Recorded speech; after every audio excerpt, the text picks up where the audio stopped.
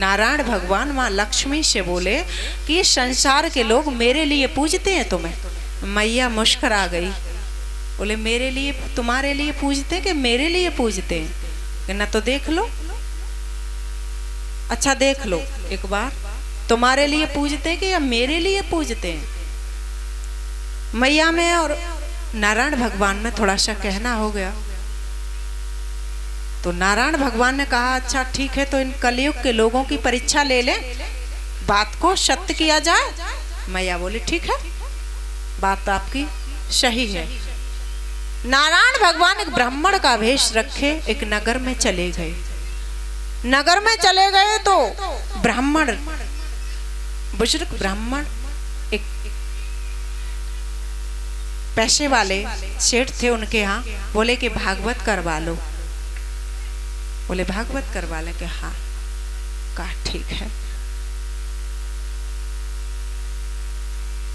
भगवान नारायण एक ब्राह्मण का वेश रखे और व्यासपीठ पर विराजमान हो गए और वो कथा पढ़ने लगे। जब कथा पढ़ने लगे तो पहले दिन भीड़ आई और यजमान और सेठ बन गए। सेठानी दोनों पति पत्नी। पहले दिन भीड़ बढ़ी, दूसरे दिन बढ़ी, तीसरे दिन और ज्यादा बढ़ी, चौथे दिन और ज्यादा बढ़ी, पांचवें दिन और कथा पंडाल में समा नहीं रही थी, इतनी जनता थी।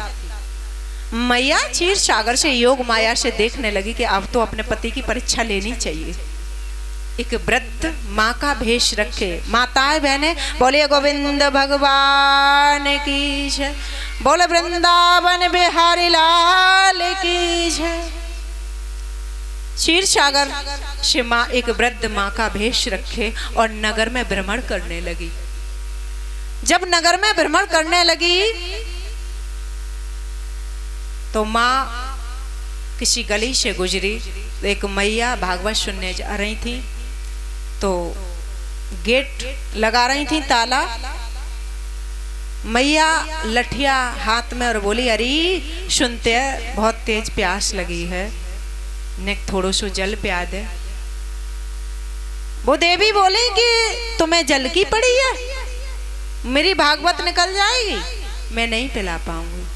हमेशा ध्यान रखना मेरे प्यारे, जब भी आप तीर्थ यात्रा को जा रहे हैं तो आप कोई अगर विपत्ति में फंसा है तो आप चाहे पैदल है चाहे गाड़ी से है किसी से भी हैं, आप अगर कोई संकट में फंसा है आप उसका संकट अगर सामर्थ्यवान है तो आप संकट दूर करें।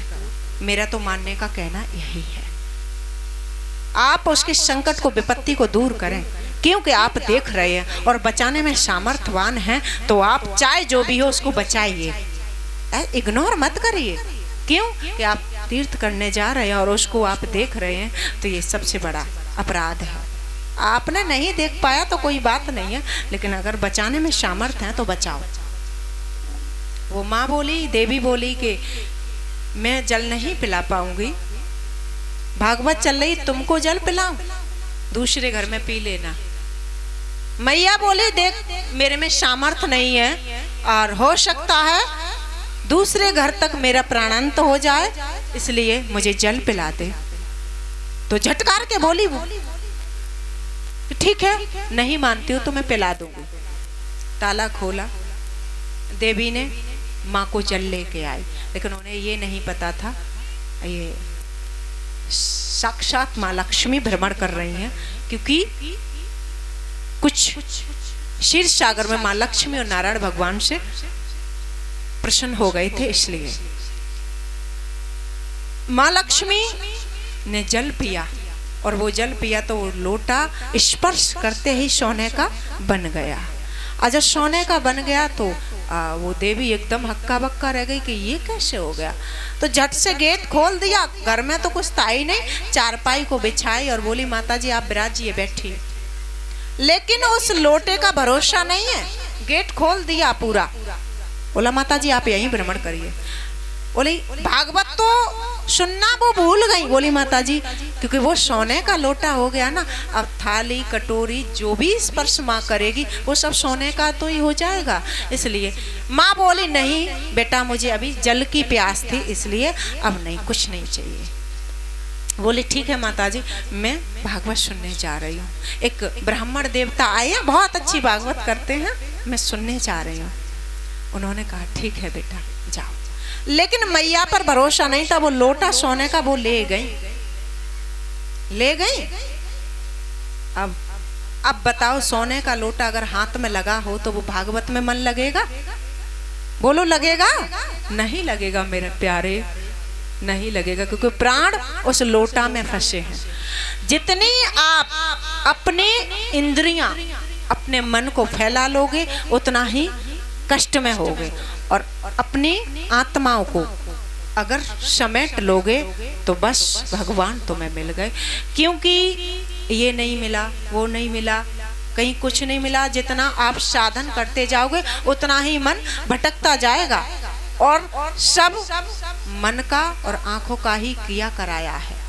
बस आंखें देखती हैं और मन में उत्सुकता जागृत होती है कि हम ऐसा कर लें, वैसा कर लें। जितना देखोगे उतना ही कष्ट पाओगे।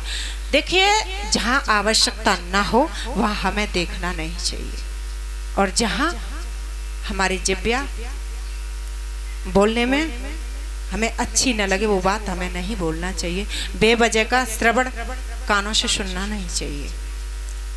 अब वो मैया पहुंच गई भागवत में, थोड़ी देर रुका गया, बोली अरे सुनते कि हाँ कहा है जिज्जी?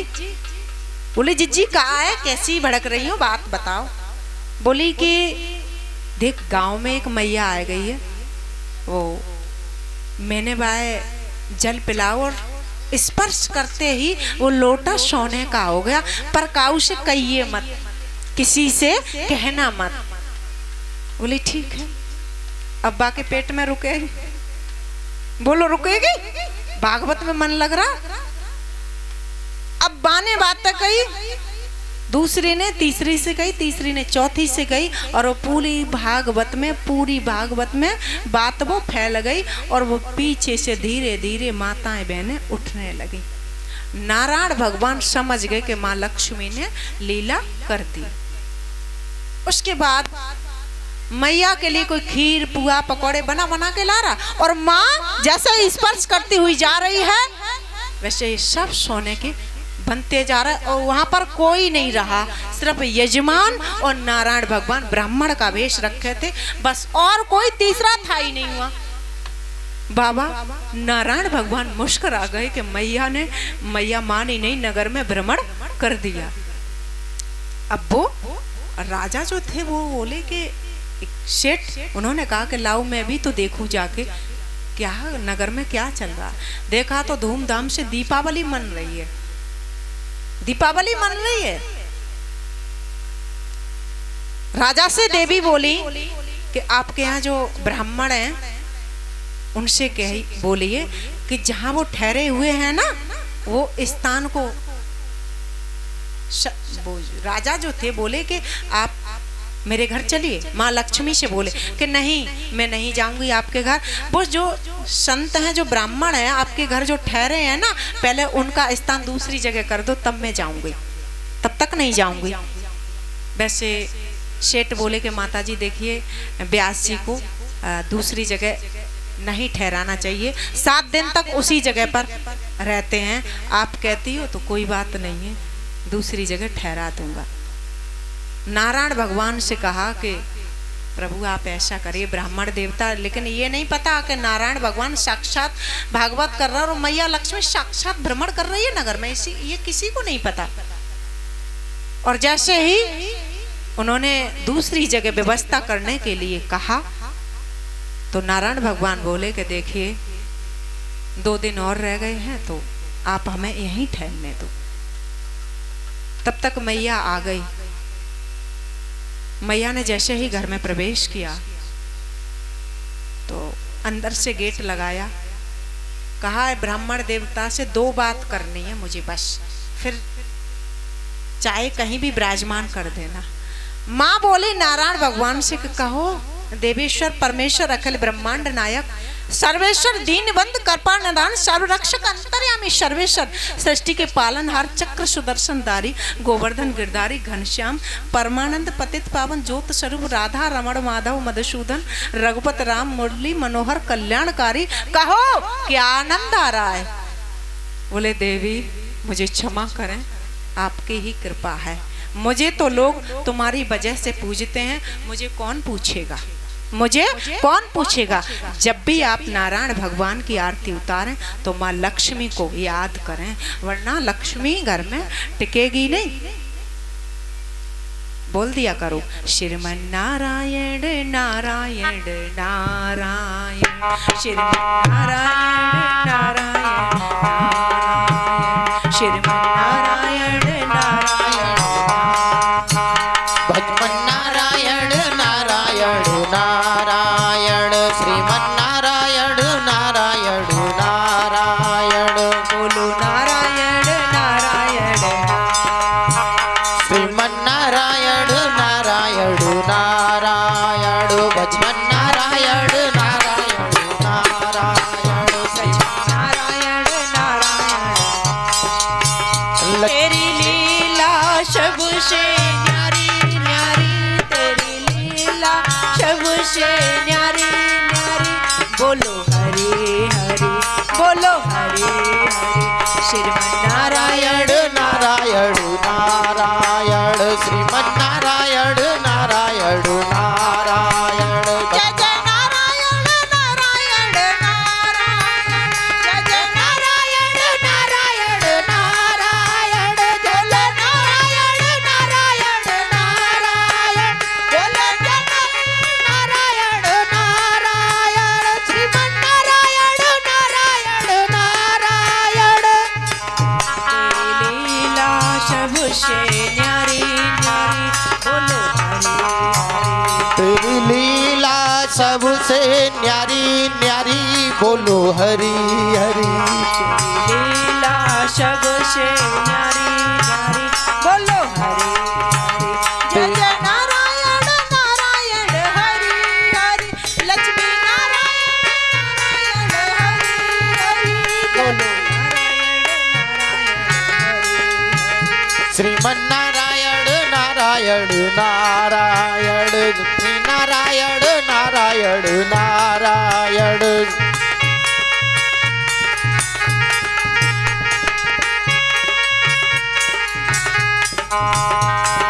जो नारायण नाम ले तो है, जो नारायण नाम ले तो है, जो नारायण नाम ले तो है, जो नारायण नाम ले तो है। पाप हो तो सब छारायण, श्रीमन नारायण नारायण नारायण, बोलो नारायण नारायण नारायण। श्रीमन नारायण नारायण नारायण, लक्ष्मी नारायण नारायण नारायण।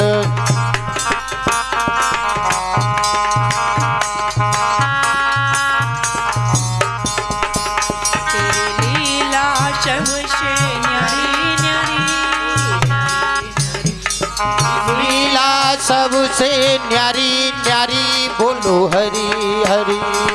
लीला सबसे न्यारी न्यारी, बोलो हरि हरि। नारायण नारायण नारायण, श्रीमन नारायण नारायण नारायण। नारायण नारायण,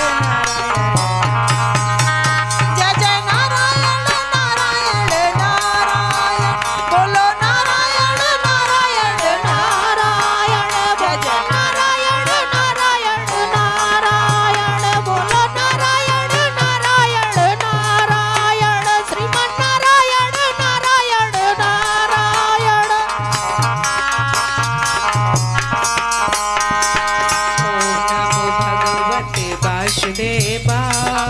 ओम नमो भगवते वासुदेवा, ओम नमो भगवते वासुदेवाय, ओम नमो भगवते वासुदेवाय, ओम नमो भगवते वासुदेवाय। भगवते वासुदेवाय।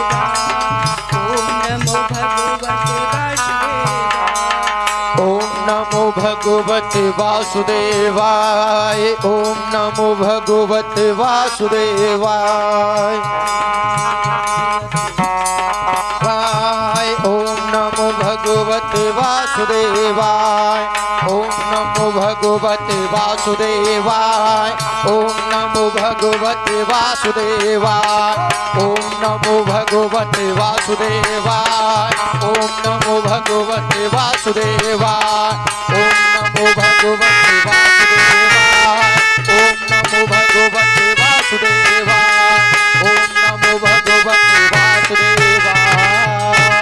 बोलिए श्री लक्ष्मी नारायण भगवान की जय हो। बोलिए भक्त और भगवान की जय। बोलिए वृंदावन बिहारी लाल की जय। मेरे प्यारे, कोई पूजा पाठ न हो पाए तो सत्य मार्ग पर